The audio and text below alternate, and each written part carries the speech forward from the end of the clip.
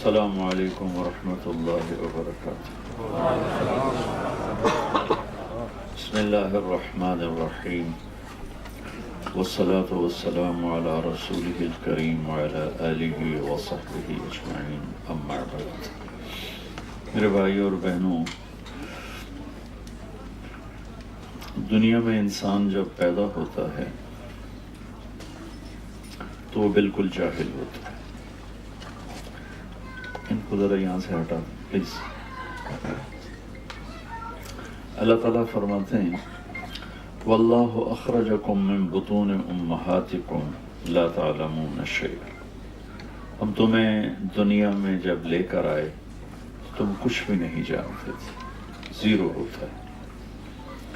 اس کے مقابلے میں باقی جتنی مخلوق ہے وہ انڈے سے نکلی یا پیٹ سے نکلی، وہ انتہائی تعلیم یافتہ ہوتی۔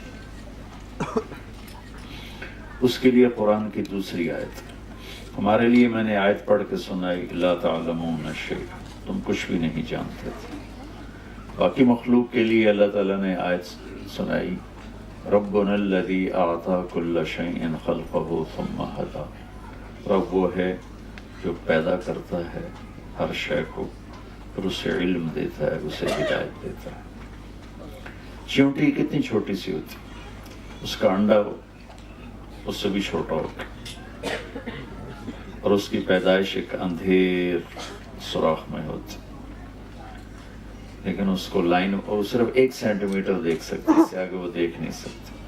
اسے لائن بنانا کون سکھاتا؟ اسے باہر شربت کا قطرہ گرے تو خوشبو سونگ کر وہاں پہنچنا اسے کون سکھاتا؟ سانپ کو ڈسنا کون سکھاتا؟ جتنی مخلوق ہے انسان کے علاوہ اعلیٰ تعلیم یافتہ۔ آج پہلا دن ہے، چوہا اپنے گھر سے نکلا، سامنے بلی نظر آئی بھاگ کے اندر، اس کو تو پتہ ہی نہیں یہ کیا چیز ہے۔ کیسے اسے پتہ چلا کہ یہ دشمن ہے اور یہ میری جان کو خطرہ ہے؟ ربنا الذی اعطی کل شیء خلقہ ثم ہدی۔ پھر ان کا علم اتنا طاقتور ہے کہ ان کے علم میں غلط فیڈنگ کوئی نہیں، ان کے اندر صحیح علم ہے۔ آپ شیر کے آگے گھاس رکھ دیں، وہ بھوکا مر جائے گا، بیٹھا بیٹھا گھاس نہیں کھائے گا۔ آپ بکری کے آگے گوشت رکھ دیں، وہ بیٹھے بیٹھے بھوک سے مر جائے گی، نہیں کھائے گی۔ اس کے اندر کا سسٹم بولتا ہے کہ یہ میری غذا نہیں، میرا پرہیز۔ یہ سارے مرد بھی بیٹھے ہیں، عورتیں بھی، کئیوں کو شوگر ہوگی، شوگر والے کے سامنے مٹھائی رکھو، دیکھو کیسے کھاتا، اپنے آپ کو تسلی دے گا آج ایک گولی ود کھا رہا ہوں، خود ہی تسلی دیتا ہے۔ عقاب کو اونچی اڑان کون سکھاتا؟ مچھلی کو تیرنا کون سکھاتا؟ تھنوں میں دودھ کون بناتا ہے؟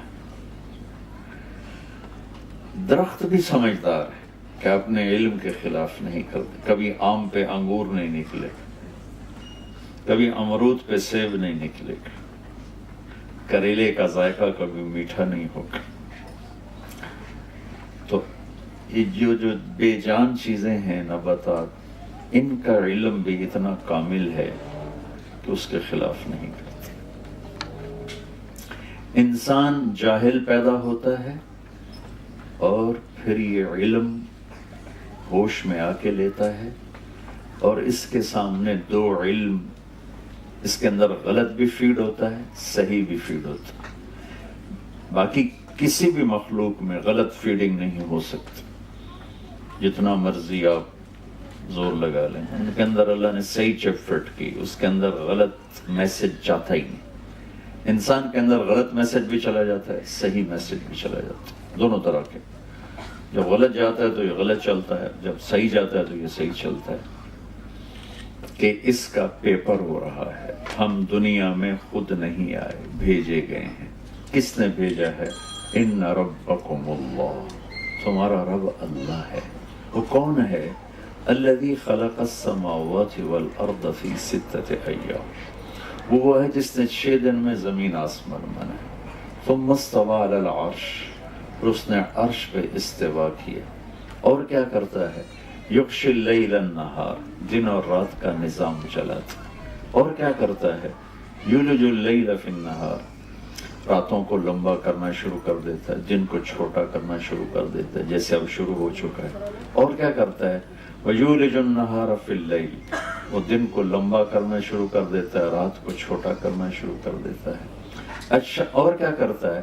الشمس والقمر والنجوم مسخرات بأمرہ، سورج ہو، چاند ہو، سیارے ہوں، ستارے ہوں، گلیکسیز ہوں، سب اس کے تابع ہیں. سب پر یمسک السماوات والارض ان تزولا، پوری کائنات پر اس کا قبضہ ہے. یہ بادلوں کی چھاؤں ہر وقت کہیں ہے، یہاں ہر وقت ہی بادل ہیں. ہمارے پاکستان میں ہم ترستے ہیں کوئی بدلی آ جائے، کوئی بارش ہی ہو جائے. یہاں آپ تنگ پڑے اور ڈپریشن ہو رہا ہے، سورج نظر نہیں آ رہا، سورج دیکھنا چاہتے ہیں. تو یہ اللہ اپنی نشانیاں بتاتا ہے، کہتا ہے اگر مجھے پہچاننا ہے تو ان فی خلق السماوات والارض، زمین آسمان میں غور کرو. واختلاف اللیل والنہار، دن کے اجالے رات کے اندھیرے میں غور کرو. والفلک التی تجری فی البحر بما ینفع الناس، سمندر میں جہازوں کے چلنے پر غور کرو. وما انزل اللہ من السماء من ماء، آسمان سے برستے پانی پر غور کرو. وبث فیہا من کل دابہ، اور پھر اس میں زندگی کا پروان چڑھنے پر غور کرو. وتصریف الریاح، موسموں کے بدلنے پہ غور کرو. والسحاب المسخر بین السماء والارض، زمین آسمان کے درمیان یہ بادل ہی بادل ہیں، یہ کون لے کے آ رہا ہے؟ لآیات لقوم یعقلون، اس میں تمہیں ہر چیز میں اللہ کے جلوے نظر آئیں گے، اللہ کی قدرت نظر آئے گی. سنوریہم آیاتنا فی الآفاق وفی انفسہم حتی یتبین لہم انہ الحق، ہم تمہیں چپے چپے ذرے ذرے میں، حتیٰ کہ تمہاری اپنی ذات میں اپنی قدرت دکھائیں گے. تم پکار اٹھو گے کہ اللہ ہے، تم رہ نہیں سکتے اس کے بولے بغیر، کوئی ہے، اللہ ہے. ذالکم اللہ ربکم الحق. اور اللہ ہمیں سمجھانے کے لیے مختلف طرز قرآن میں اختیار کرتا ہے. امن جعل الارض قرارا، یہ زمین کس نے بچھائی؟ اللہ سوال اٹھاتے ہیں. وجعل خلالها انہارا، اس میں دریا کون لے کر آیا؟ وجعل لها رواسی، پہاڑ کس نے گاڑے؟ وجعل بین البحرین حاجزا، میٹھے اور کڑوے پانی کو جدا کس نے کیا؟ اِلٰہٌ مع اللہ، ہے کوئی اللہ کے سوا؟ یہ طرز ہے سمجھانے کا. امن خلق السماوات والارض، یہ زمین آسمان کو کس نے بنایا؟ وَأَنزَلَ لَكُم مِّنَ السَّمَاءِ مَاءً، یہ آسمان کا پانی کس نے برسایا؟ فَأَنبَتْنَا بِهِ حَدَائِقَ ذَاتَ بَهْجَةٍ، یہ چاروں طرف درخت ہی درخت، پھل پھول غلے، یہ کس نے سارے کیے؟ مَا كَانَ لَكُم مَّن تُنبِتُوا شَجَرَهَا، ایک درخت تو پیدا کر کے دکھا. اِلٰہٌ مع اللہ، ہے کوئی اللہ کے سوا؟ پھر اسی کو ایک اور انداز میں، أَلَمْ نَجْعَلِ الْأَرْضَ مِهَادًا، کون ہے اللہ کے سوا جس نے زمین کو بچھایا؟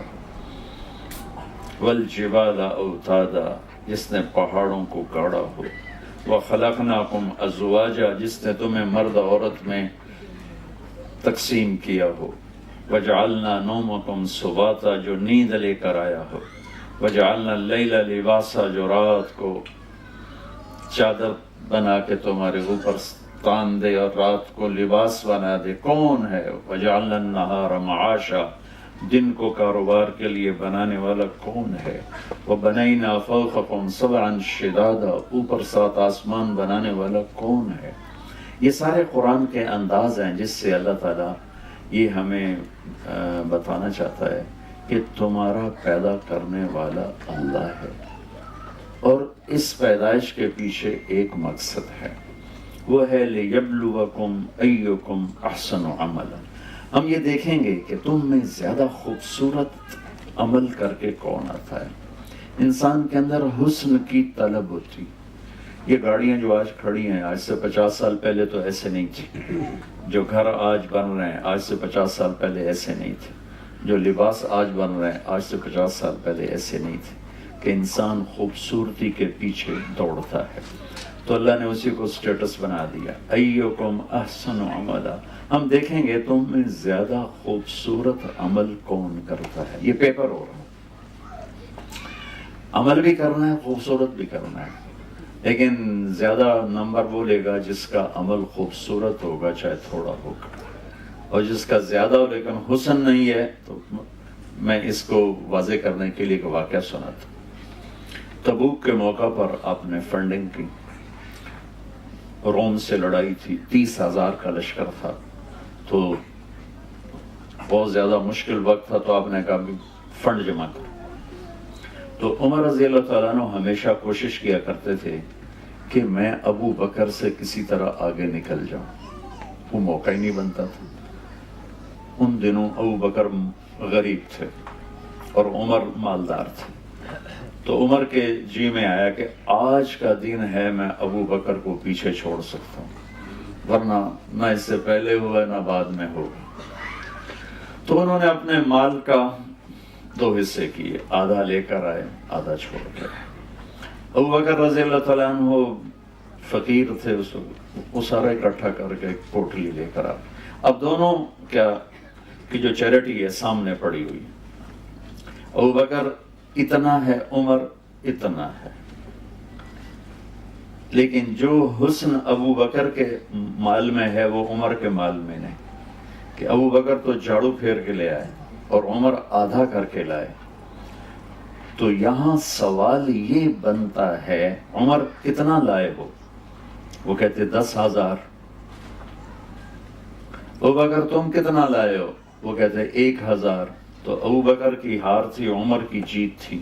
موقع کا سوال بھی یہی ہے، لیکن آپ نے سوال ہی بدل دیا، جو بنتا ہی نہیں، ہزاروں بنتا ہی نہیں۔ یہ لوگ فنڈنگ کرتے ہیں تو جب کوئی پیسے لکھاتا ہے تو اسی تک ہی رہتے ہیں نا، مجھے میرے 100 پاؤنڈ لکھو، میرے 200 پاؤنڈ لکھو۔ کبھی کسی نے پوچھا ہے اور پیچھے گھر میں کتنے پڑے ہیں؟ وہ اگلے کی بھی واپس لے لے گا، تجھے تو چور لگ دو، میں نے میرے اگلے بھی واپس کر۔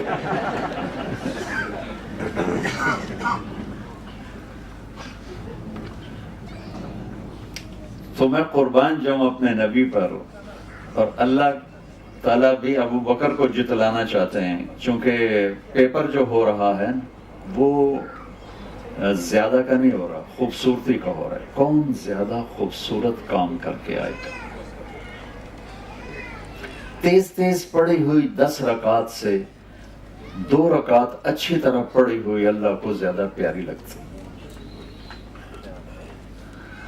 تو اب میرے نبی کا سوال سنو، جو اس موقع پہ بظاہر بنتا ہی نہیں لیکن ہے ہی وہی موقع کا سوال۔ آپ نے کہا عمر پیچھے کیا چھوڑ کے آئے؟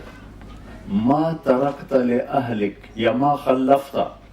حضرت عمر پہلے ایسے کھڑے تھے پھر ایسے ہو گئے، انہوں نے کہا بھئی عمر تو گیا۔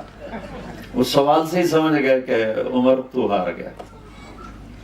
تو پہلے بڑے جوش میں کھڑے تھے پھر ایک دم ڈھیلے ہو گئے، تو بڑے ایسے ہی ٹھنڈے سے لہجے سے کہا، ان کو اسی وقت خبر ہو گئی کہ اللہ کے نبی نے مجھے ہرا دیا، تو بڑے ایسے ہی ٹھنڈے سے لہجے سے یا رسول اللہ آدھا چھوڑ کے آیا ہوں، آدھا لے کے آیا، آدھا گھر والوں کے لیے چھوڑا ہے، آدھا لے کے آیا۔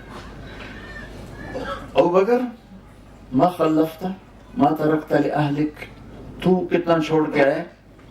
انہوں نے کہا ترکت اللہ و رسولہ، میں تو وہاں اللہ اس کے رسول کو چھوڑ کے آیا ہوں، باقی سارا کچھ لے کے آیا۔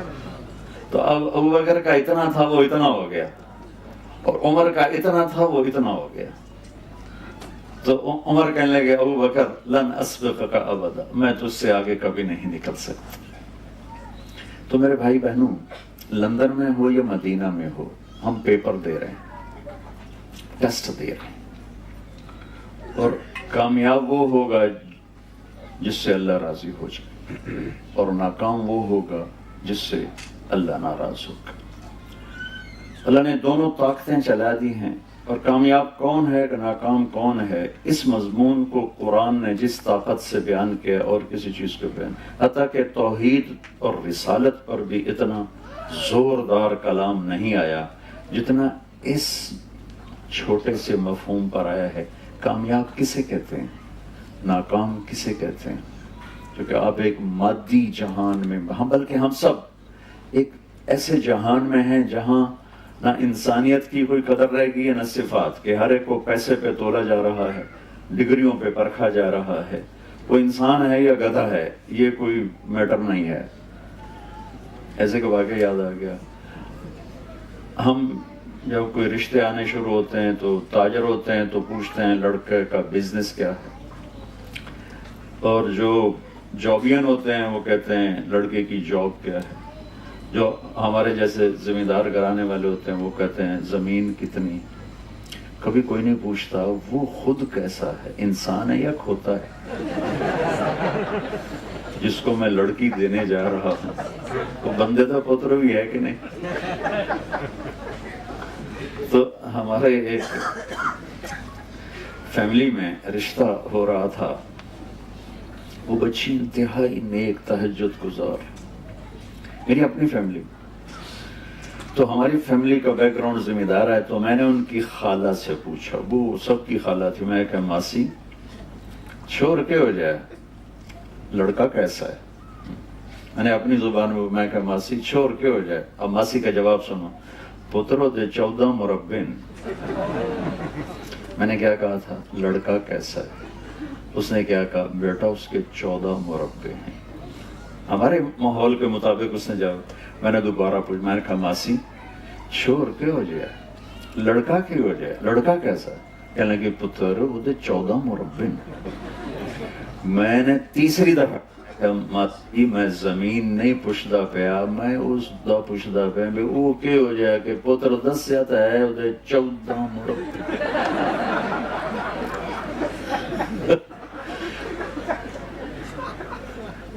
پوری دنیا کا سٹیٹس یہی ہے، وہ یہ نہیں دیکھتے کہ انسان ہے، وہ دیکھتے ہیں کہ اس کے ساتھ ہے کیا۔ اور اللہ تولتا ہے سونے چاندی پر نہیں، ڈگریوں پر نہیں، انسانیت پر تولتا ہے، اور انسانیت کی معراج ہے محمد مصطفیٰ صلی اللہ تعالی علیہ وسلم۔ جو آپ کے سانچے میں ڈھلے گا وہی انسان ہے، جو آپ سے دور ہوگا وہی جانور ہے۔ اللہ نے اوپر ایک ہے اللہ، نیچے اس کا ایک ہے حبیب، ایک سے پیار کیا۔ ابو ہریرہ نے پوچھا یا رسول اللہ آپ کب نبی بنے تھے؟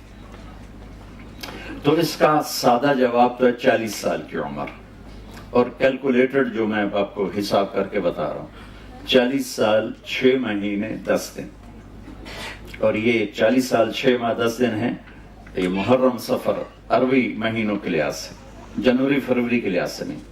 لیکن میرے نبی نے ان دونوں میں سے کوئی جواب نہیں دیا۔ ابو ہریرہ 40 سال یا ابو ہریرہ 40 سال 6 مہینے 10 دن۔ آپ نے فرمایا ابو ہریرہ ابھی آدم علیہ السلام کی مٹی اکٹھی نہیں ہوئی تھی اور اللہ مجھے نبی بنا چکے تھے۔ اللہ تعالیٰ نے پیدائش کائنات، آدم نہیں، پیدائش کائنات سے 2000 سال پہلے سورہ یاسین کی تلاوت فرمائی، اور سورہ یاسین کی تلاوت، سورہ یاسین شروع ہو رہی ہے یاسین والقرآن الحکیم انک لمن المرسلین، مجھے قسم ہے قرآن حکیم کی آپ میرے رسول ہیں۔ کوئی ہستی سامنے موجود ہے جسے کہا جا رہا ہے آپ میرے رسول ہیں؟ نہ زمین ہے، نہ آسمان ہے، نہ تخت ہے، نہ تخت ہے، نہ عرش ہے، نہ فرش ہے، نہ جنت، نہ دوزخ، نہ جبریل، نہ میکائیل، نہ اسرائیل، نہ اسرافیل، کچھ بھی نہیں ہے، صرف اللہ ہے، اور آپ کہہ رہے ہیں انک لمن المرسلین، آپ میرے رسول ہیں۔ کوئی سامنے موجود ہے ہست، تو اللہ تعالیٰ نے ایک سے پیار کیا، انہیں چنا، پھر انہیں ہمیں آئیڈیل بنا کے دے دے گا اس کے پیچھے چل۔ جو ہمارا شاعر کہتا ہے کہ محمد سے وفا تو نے تو ہم تیرے ہیں، یہ جہاں چیز ہے کیا لوح و قلم تیرے ہیں۔ تو اللہ نے اپنے نبی کی ایک ایک ادا ہم تک پہنچائی ہے، وہ چیزیں جن کا ہماری آخرت سے تعلق ہی نہیں ہے، وہ بھی ہمارے نبی کے ہم تک پہنچا دی اللہ تعالیٰ۔ ہمارے نبی خوش کیسے ہوتے تھے، غمگین کیسے ہوتے تھے، غصے کیسے ہوتے تھے، بلاتے کیسے تھے، ناراض کیسے ہوتے تھے،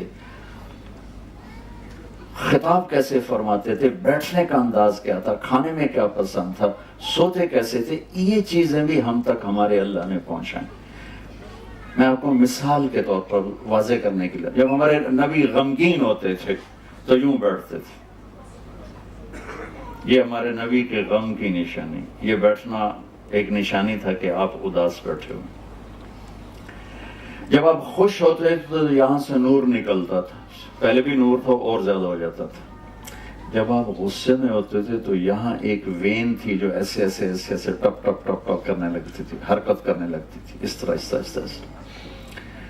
جب آپ کسی پہ ناراض ہوتے تھے تو ہماری طرح پھٹتے تھوڑا ہی تھے اور کھڑے کھڑے بےعزتی کر دیں، نہیں، ادھر سے کوئی آ رہا ہے آپ اس سے ناراض ہیں، ابو ہریرہ آ رہے ہیں آپ ان سے ناراض، تو آپ نے دیکھا ابو ہریرہ آ رہا ہے تو میرے نبی کا ذرا غصے کا اظہار دیکھو،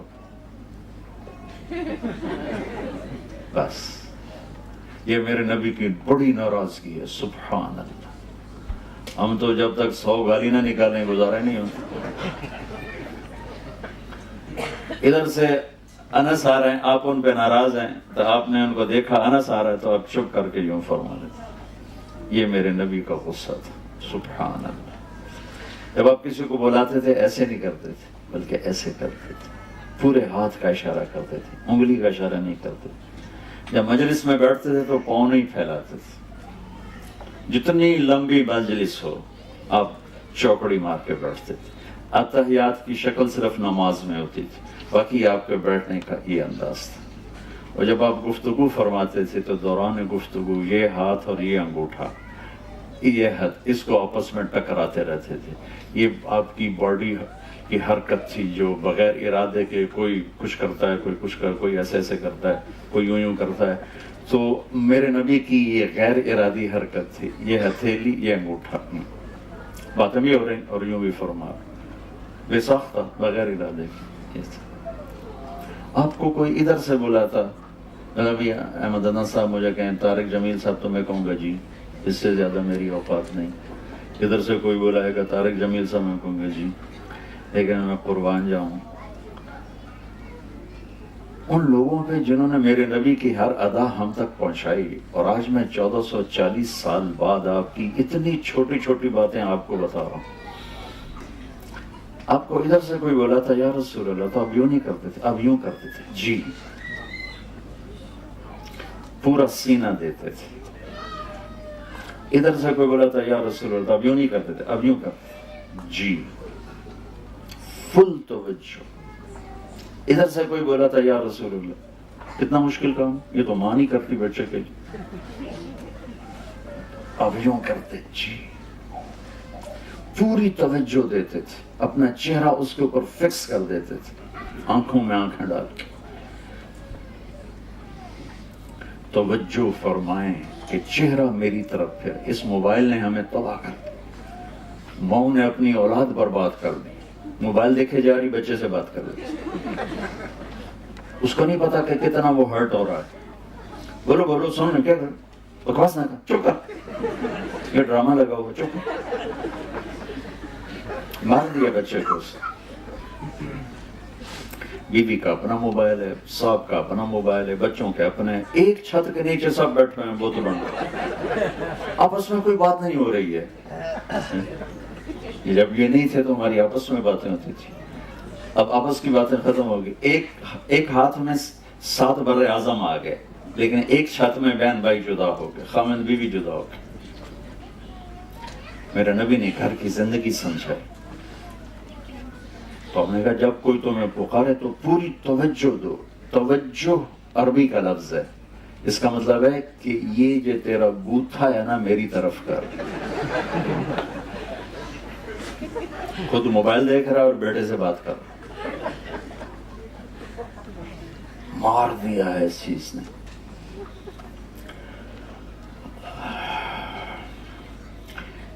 موبائل کھلا رہ گیا میرا، سردیوں کی رات کے 2 بج رہے ہیں اور گھنٹی بجی، تو میں ڈر سے اٹھا کہ یا اللہ خیر ہو، رات کے 2 بجے ہیں اور دسمبر جنوری کی راتیں تھیں، تو کوئی ایسا حادثہ، کوئی ایسی خوفناک خبر یا اللہ سننے کو نہ ملی۔ میں نے فون کان کو میں جی کہا جی مولانا صاحب بول رہے ہو؟ میں کہا جی بول رہا ہوں۔ کہا جی ٹائلٹ میں دعا پڑھ سکتے ہیں کہ نہیں؟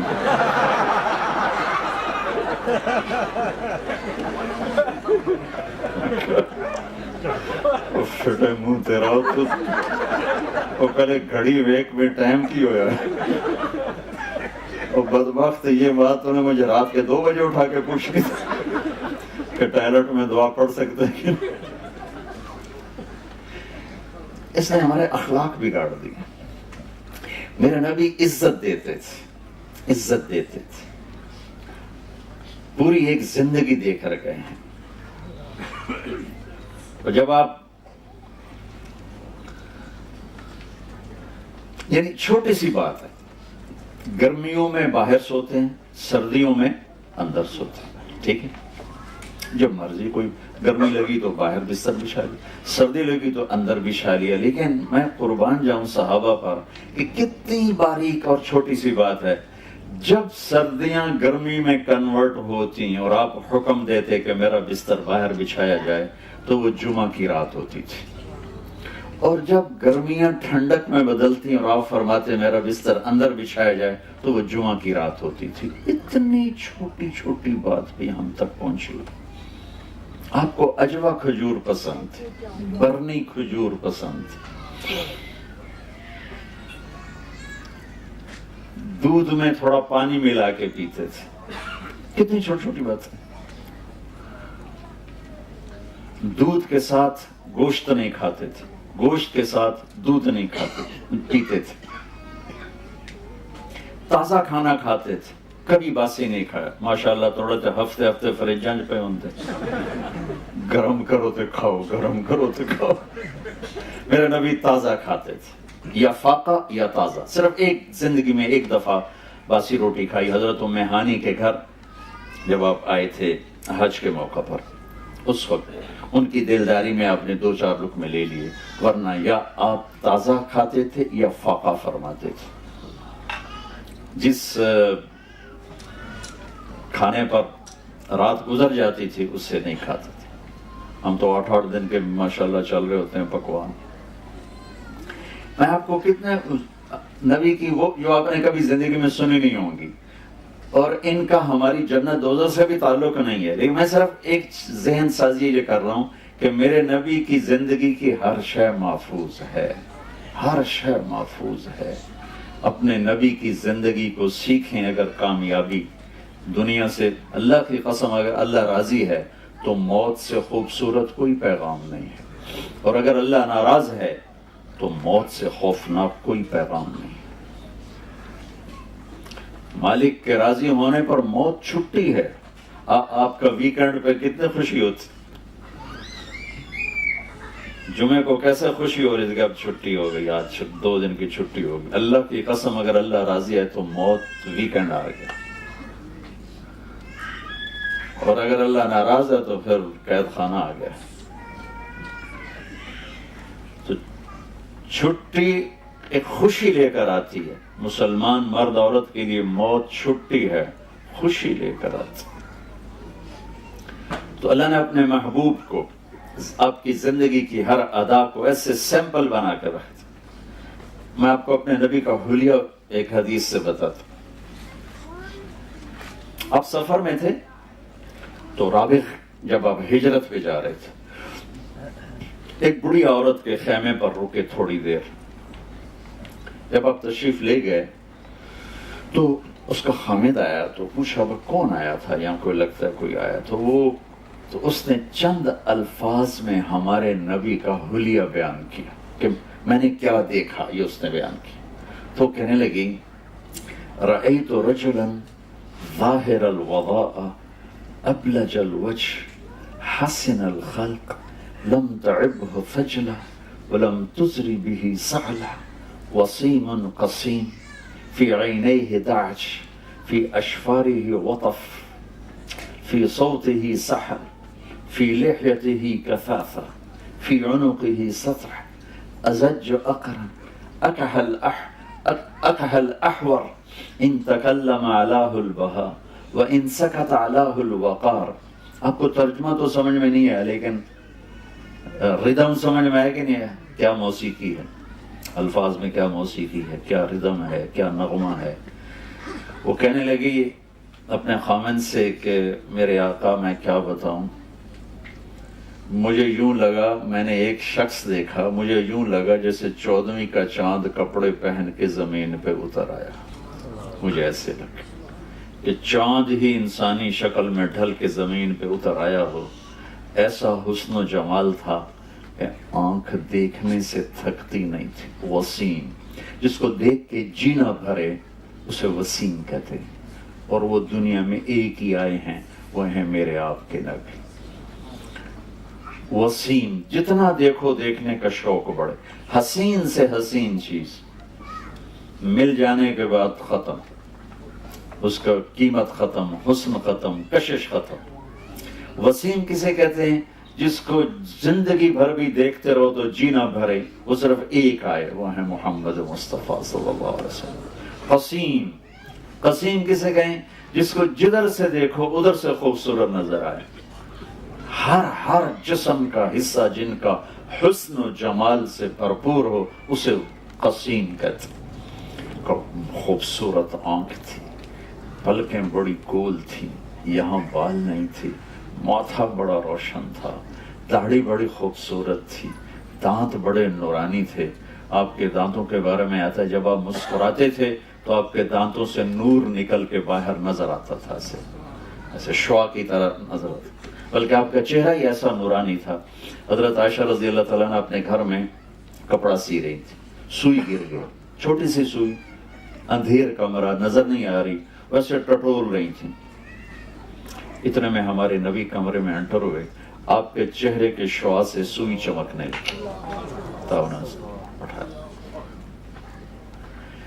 تو ایک ذات ہمیں اللہ نے دی ہے، سر سے لے کر پاؤں تک ہر چیز جن کی پیدائش سے وفات تک ہر چیز جن کی اللہ نے ہم تک پہنچا دی.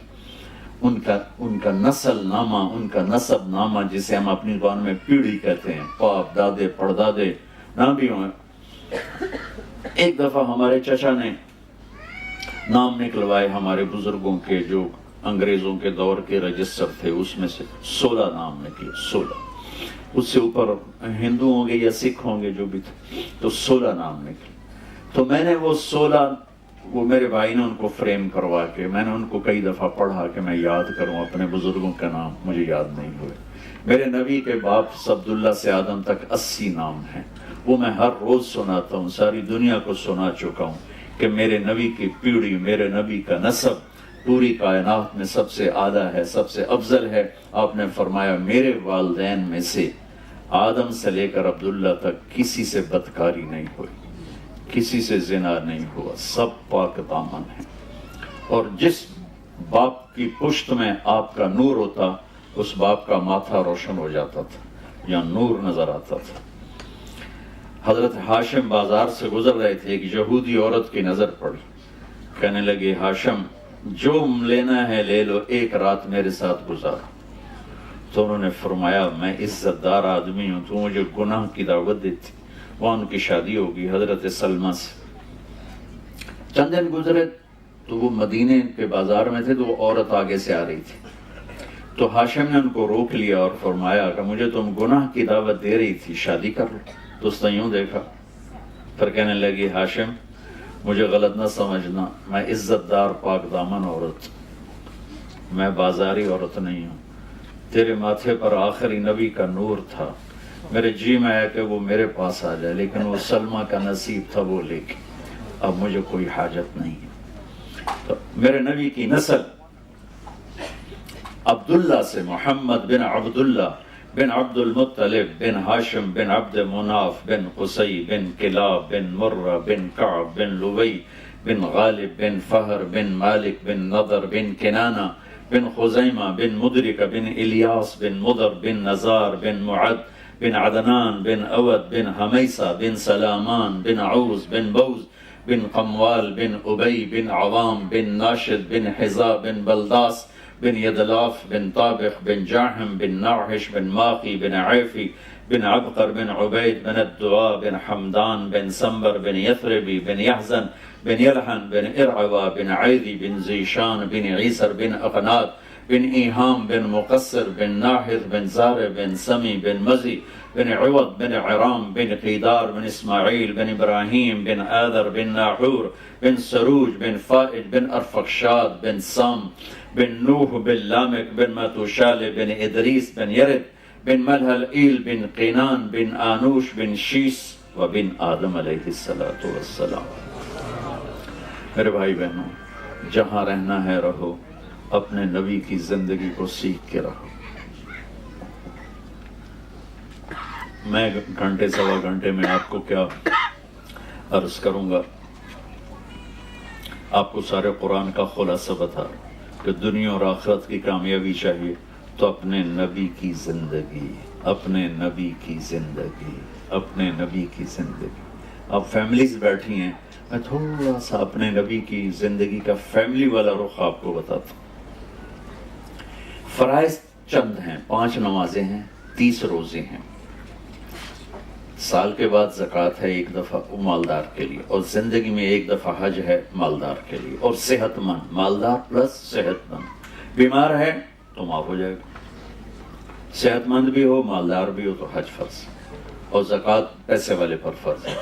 نماز ایک ایسا فریضہ ہے جو کسی حال میں معاف نہیں ہے کہ اپنے ٹائم پر اسے ادا کرنا ہے۔ باقی روزے میں بھی گنجائش ہے، بیمار ہو بعد میں رکھ لو، مسافر ہو بعد میں رکھ لو، نہیں رکھ سکتے ایسے بیمار ہو تو جاؤ معاف کیا، ویسے ہی معاف ہو، اس کا فدیہ دے دو معاف ہو، نماز کی معافی کوئی نہیں۔ تو جو ہے نا عبادات کا جو پیپر ہے وہ بہت تھوڑا ہے، بہت مختصر ہے، لیکن اس کے بعد جو زندگی کا پیپر ہے وہ بہت لمبا چوڑا ہے۔ میرے نبی نے 11 شادیاں کیوں کی؟ شوق تھا۔ آپ کی عمر 25 سال ہے، میں نے آپ کو ابھی حلیہ بتایا کیسا خوبصورت جوان۔ 40 سال کی عورت سے کوئی 25 سالہ نوجوان شادی کرے گا؟ جس عورت کی ایک منگنی ٹوٹے، منگنی ٹوٹنا بھی مرد کے لیے تو کوئی نہیں، عورت کے لیے عیب بن جاتا۔ منگنی ٹوٹی ورقہ بن نوفل کے ساتھ، ابو حالہ کے ساتھ شادی ہوئی، ایک بیٹا ایک بیٹی، ابو حالہ فوت ہو گئے۔ ابن عابد کے ساتھ شادی ہوئی، ایک بیٹا ابن عابد فوت ہو گئے۔ حضرت خدیجہ رضی اللہ تعالیٰ عنہ کی عمر 40 سال، ابو حالہ پہلے خامن، ابن عابد دوسرے خامن، ورقہ بن نوفل سے منگنی ٹوٹی، عمر 40 سال، میرے نبی 25 سال، اور آپ نے اپنی زندگی کے 25 سال ان کے ساتھ گزار دی۔ جب آپ 50 سال کے ہوئے تو آپ نے 10 شادیاں کر لی، 50 سے 60 سال کی عمر تک 10 سال میں آپ نے 10 شادیاں کی۔ ایک حدیث سنا تھا، آپ نے فرمایا ما تزوجت وما زوجت الا بوحی من السماء نزل به جبریل۔ لوگوں سن لو، مجھے عورت کی کوئی رغبت نہیں، میں نے جہاں شادی کی، میں نے جہاں بیٹی دی، پہلے آسمان سے اللہ کا حکم آیا، پھر میں نے آگے وہ قدم اٹھایا۔ یہ 11 گھر کیوں بسائے؟ گھر کی زندگی مشکل ہے، گھر کا دین مشکل ہے۔ نماز کے لیے 1 لوٹا پانی چاہیے اور 10 منٹ چاہیے، روزے کے لیے چند گھنٹے کی بھوک کو برداشت کرنا ہے، لیکن گھر میں میرے نبی والی زندگی زندہ ہو تو میرے رب کی قسم، میرے نبی نے کہا تم اپنے اخلاق اچھے کرو میں تمہیں جنت الفردوس میں گھر لے کر دوں گا۔ 5 وقت نماز پہ کہا جنت ملے گی، اچھے اخلاق پہ فرمایا جنت الفردوس ملے گی، اور میرے نبی گھر کی زندگی میں اخلاق سکھانا چاہتے ہیں۔ آپ نے مختلف خاندانوں میں شادی کی، اپنوں میں کی، غیروں میں کی، اپنی عمر کے برابر حضرت سودا، اپنی عمر سے بڑی حضرت خدیجہ، اپنی عمر سے چھوٹی حضرت عائشہ، اپنے خاندان میں حضرت عائشہ، حضرت ام حبیبہ، حضرت خدیجہ، اپنے خاندان سے باہر اپنی قوم میں حضرت جویریہ، حضرت میمونہ، اپنے قوم سے بھی باہر حضرت صفیہ، یہودی خاندان سے، نہ اپنی قوم کی قید لگائی نہ اپنے خاندان کی قید لگائی، بلکہ جہاں بھی مناسب لگا آپ نے وہاں شادی فرمائی، ہمارے لیے وسعت پیدا کی۔ کتنے لوگ بیٹیوں کو بٹھا کے بیٹھے ہوتے ہیں، کوئی بٹ ملے گا تو تبھی کریں گے، باٹپا میں ہو گئی کوئی نہ، پھر کوئی جٹ ملے گا تو پھر کریں. کیسے بے وقوف ماں باپ. میرے نبی نے یہ بیریئر توڑا. سبحان اللہ. میں نے ابھی حدیث سنائی کہ پہلے آسمان سے وحی آئی، پھر میں نے قدم اٹھایا. ٹھیک ہے. حضرت علی آئے فاطمہ کے رشتے کے لیے، اور جبریل اس سے پہلے آ گئے کہ یا رسول اللہ فاطمہ علی کے لیے. یہ جبریل آ چکے کہ فاطمہ علی کے لیے. اور آ کے بیٹھے اور شرم کی وجہ سے بولا نہیں گیا، تو آپ نے خود ہی فرمایا علی فاطمہ کے لیے آئے ہو؟ ان کے جی. تو آپ نے کہا انشاءاللہ، اور یہ کہہ کر اٹھ کے چلے گئے. یہ باہر نکلے تو صحابہ کھڑے تھے انتظار میں بھی کیا ہوتا ہے. تو پوچھا صحابہ نے کیا ہوا؟ کا انکار ہو گیا. کہنے لگے انکار ہو گیا؟ کہنے لگے ہاں. کہ کیوں؟ کا کچھ بولا ہی نہیں، کچھ کہا ہی نہیں، نہ ہاں نہ نہ. تو عبد الرحمن بن عوف کہنے لگے کچھ بولے تھے؟ تو کہنے لگے ہاں انشاءاللہ کہا تھا. کہا تو مبارک ہو گیا. کہا وہ کیسے؟ کہا نبی کا انشاءاللہ ہاں ہوتا ہے. انشاءاللہ کیوں کہا؟ جبریل تو پہلے آ کے بتا چکا ہے کہ فاطمہ علی کے لیے اللہ لکھ چکے ہیں. یہ بہت بڑا سبق آپ کو سنا رہا ہوں اپنے نبی کی زندگی کا. آپ نے ہاں نہیں کی. فاطمہ جیسی بیٹی، محمد جیسا باپ اور علی جیسا رشتہ، اور جبریل اوپر سے خبر لا چکے ہیں کہ یہ یہی ہوگا. پھر آپ گھر گئے اور بیٹی کو بلایا کہ بیٹی فاطمہ علی کا رشتہ آیا ہے، ہاں کر دو. سبحان اللہ. یہ اللہ نے ہمیں، اللہ کے نبی نے ہمیں سکھانے کے لیے یہ قدم اٹھایا. آپ کا آج کل کی بیچاری بیٹیاں کچھ نہیں کہتی، چپ کر کے چلی جاتی ہیں. فاطمہ جیسی بیٹی، جنت کی عورتوں کی سردار، اور محمد مصطفیٰ جیسا باپ، وہ باہر جس کو بھی ہاں کر دیتے. آپ کا کیا خیال ہے؟ فاطمہ نے کہنا تھا نہیں، باپ محمد مصطفیٰ جیسا ہو، بیٹی فاطمہ جیسی ہو، داماد علی جیسا ہو. فاطمہ ہاں کر دو کہ یہ بیٹی کا حق ہے، یہ بیٹے کا حق ہے. بیٹا آپ کی یہاں شادی کر دیں، آپ کو منظور ہے؟ آپ خوش ہیں؟ جی اب کرو. وہ کہے میں نے نہیں کرنی. تو یہ نافرمان نہیں ہے. اگر بیٹی کہتی میں نے یہاں نہیں کرنی، وہ نافرمان نہیں ہے. اگر بیٹا یہ کہتا ہے میں نے یہاں نہیں کرنی، وہ نافرمان نہیں ہے. ہم پیدا ہوتے ہی اے میری تے اے میرے پتر بھی پہلے ہی ملا کے بہ جاندے، پیچھے لڑائیاں شروع ہو جاندی. میں قربان جاؤں، کیا خوبصورت سبق دے رہے ہیں.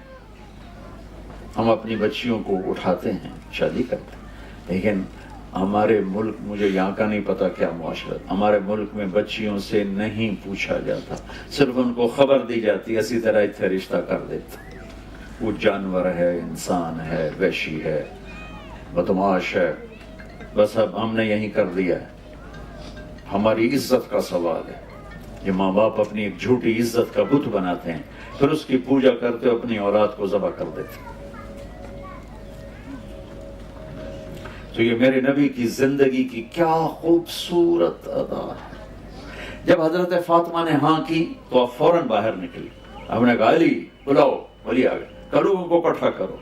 لوگ مسجد بھر گئی. فوراً آپ ممبر پہ کھڑے کر علی کو سامنے بٹھایا اور آپ نے فرمایا لوگوں میرے پاس جبریل اللہ کا پیغام لے کر آئے ہیں کہ میں اپنی بیٹی فاطمہ کا نکاح علی کے ساتھ کر دوں. پھر آپ نے ان کا نکاح پڑھایا، ایجاب و قبول کروایا کہ علی میں نے فاطمہ بنت محمد کو 400 درہم مہر کے عوض تیرے نکاح میں دیا، تجھے قبول ہے؟ انہوں نے کہا جی مجھے قبول ہے. اور سجدے میں چلے گئے اور زور سے دعا پڑھی رب اوزعنی ان اشکر نعمتک التی انعمت علی وعلی والدی. یہ دعا پڑھی اور اس پر اللہ کے نبی نے زور سے آمین فرمایا. آمین. پھر 1 ماہ، 6 ماہ، 1 سال، 2 ماہ، یہ سب احادیث میں ملتا ہے. فوری رخصتی نہیں ہوئی، کچھ عرصہ ٹھہر کے وہ تھوڑے مدت بھی لکھی ہوئی ہے، لمبی مدت بھی لکھی ہوئی ہے، لیکن جب رخصتی ہوئی تو آپ نے علی کو کہا کہ آ کے فاطمہ کو لے جاؤ۔ علی اونٹنی لے کر آئے، سلمان فارسی ساتھ آئے، عقیل ساتھ آئے، آپ علی کو اندر لے کر گئے اور فاطمہ کا ہاتھ پکڑ کے علی کے ہاتھ میں دے کر فرمایا علی تجھے نبی کی بیٹی مبارک ہو۔ سبحان۔ پھر فرمایا میری بیٹی فاطمہ مجھے اپنی فیملی میں جو سب سے پیارا تھا میں نے تیرا ہاتھ اس کے ہاتھ میں دے دیا ہے۔ پھر اپنے پیالے میں پانی منگوایا اور اس پر قل اعوذ برب الفلق قل اعوذ برب الناس پڑھ کے اس پر دم کیا، پھونکا، پھر ایسے اس میں انگلیاں ڈال کے علی کے سینے پر چھڑکاؤ کے، پھر فاطمہ کے سینے پر، پھر ان کی کمر پر، پھر ادھر ایک روایت میں یہاں بازوؤں پر، پھر باقی کہا کہ یہ پی لو، باقی ان کو پلا دیا۔ میرے نبی ایک زندگی دے کر گئے، ایک بھرپور زندگی دے کر گئے۔ پھر اپنے یہ اولاد کے ساتھ آپ کا کیا معاملہ؟ آپ نے فرمایا اکرموا اولادکم، اپنی اولاد کو عزت دو تو پھر وہ عزت لوٹ کے تمہاری طرف آئے گی۔ آپ جس معاشرے میں رہ رہے ہیں یہ زندگی بہت تیز ہو گئی ہے، اچھا گھر ہونا چاہیے، اچھی گاڑی ہونی چاہیے، اس کے لیے قرضہ لے لو، قرضہ لے لو، گھر لے لو، بڑا گھر لے لیا، بڑی گاڑی لے لی، اب بیوی بھی کام کرے، خامند بھی کام کرے تو اولاد اگنور ہو جاتی، اولاد نظر انداز ہو جاتی ہے۔ سب سے قیمتی سرمایہ یہاں کے مسلمان نظر انداز کرتے ہیں اپنے ایک بڑے گھر کے لیے، ایک بڑی گاڑی کے لیے اور ایک لیوش زندگی کے لیے، لیکن سب سے قیمتی سرمایہ کو ضائع کر دیتے کہ انہیں ٹائم نہیں دیتے۔ جو ماں باپ بچوں کو ٹائم نہیں دیتے ان کے بچے ضائع ہو جائیں گے، اور جو ماں باپ بچوں کو ٹائم دیں گے وہ لندن میں رہیں، مدینے میں رہیں، ان کے بچے اچھے انسان بنیں گے، اچھے مسلمان بنیں۔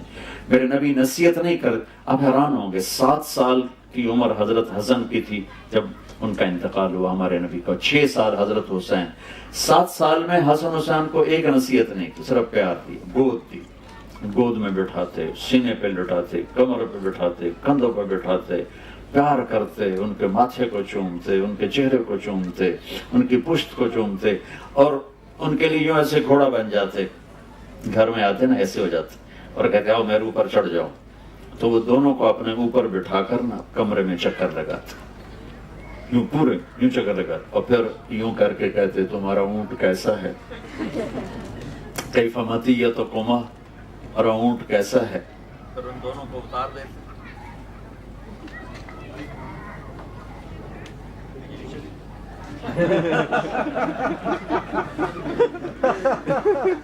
یہاں بھی لوڈ شیڈنگ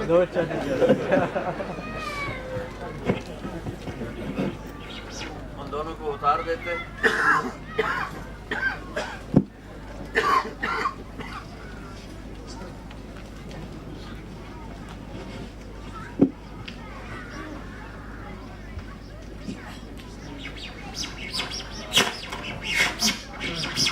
پھر اپنی نواسی حضرت زینب کو بلاتے، پھر حضرت زینب کو اپنی کمر پہ بٹھا کر، میرے ساتھ کوئی اور بھی بول رہا ہے تو بھائی یہ کیا ہے؟